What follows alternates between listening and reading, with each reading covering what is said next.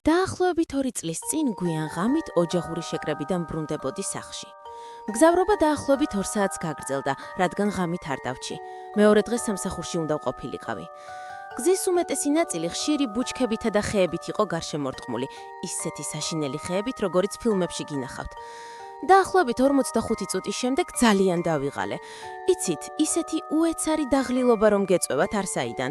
ზუსტად ეგ დამემართა. მივხვდი რომ დიდხანს ვერ გავძლებდი, მაგრამ ვერც ისეთ ადგილს პოულობდი, სადაც უსაფრთხოდ შემეძლო გაჩერება და დაძინება.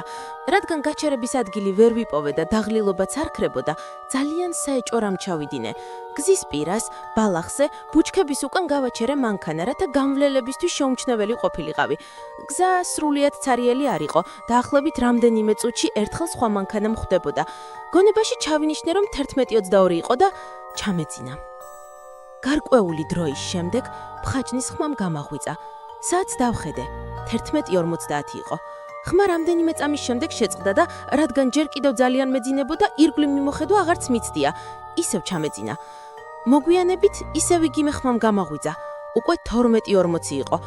ამჯერად ძალიან შემაშინა, რადგან ხმა არ წყდებოდა.